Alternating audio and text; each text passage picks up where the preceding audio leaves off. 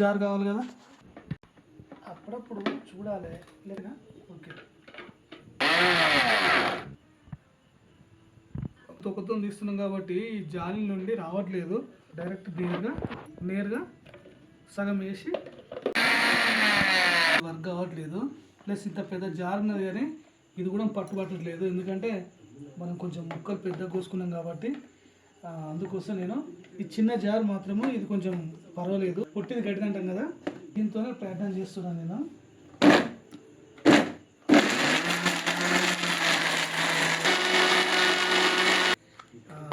కొంచెం ఎక్కువ వేసిన అది స్టార్టింగ్ మొత్తం ఇదంతా జార్ మీద పడ్డది, మిక్సీ మీద.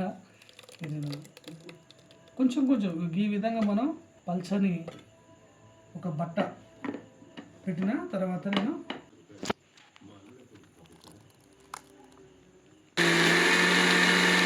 ఒకసారి ఎక్కువైతుంది నా చేతి, ఒకసారి తక్కువైతుంది. కరెక్ట్ దాదాపు గింత వేయాలనేది ఏం లేదు. ఒకసారి నింపినప్పుడు బయటకు పొంగేస్తుంది. అది ఎక్కడికి గలీజ్ చేసేసి అంత మొత్తం పొంగిపోయి నా మీద దీని మీద పడిపోయింది. కాబట్టి మీరు గుణ ధైర్యం చేసుకుని చూడండి. దీనిలో ఏంటంటే మనకు తొక్క గింజలు అన్నీ కంప్లీట్గా మనకు పట్టిస్తున్నాయి కాబట్టి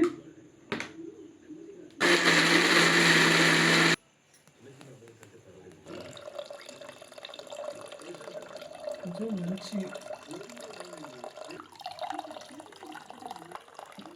ప్యూర్ అండి ఇది. అసలు ఎటువంటి మన వాటర్ కానీ ఏది అసలు కలపకుండా మనకు కనీసం ఇది ఒక్క బూడిది గుమ్మడికాయ. అసలు దాని సైజ్ ఎంత ఉంటుంది చూడండి. ఒక్క బూడిది గుమ్మడికాయలు 2 లీటర్లు ఉన్నది. ఇంకా ఇది ఉన్నది తీస్తా. నాలోని ఉన్న టాలెంట్ని మొత్తం మీకు చూపించాలనుకుంటున్నాను. నేను కొంచెం భరించాలండి, అలా ఏం లేదు కానీ నాలోని టాలెంట్ చూపించేటప్పుడు మీరు కొంచెం ధైర్యంగా ఉండాలి. గుండె ధైర్యం చేసుకుంటేనే నేను చూపించగలుగుతా.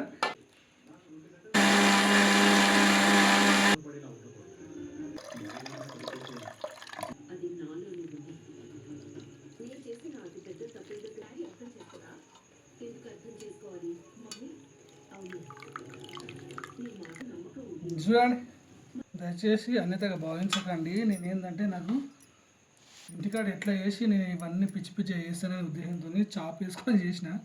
సరే ఏదేమైనా కానీ ఇది బూడిద గుమ్మడికాయకు సంబంధించింది.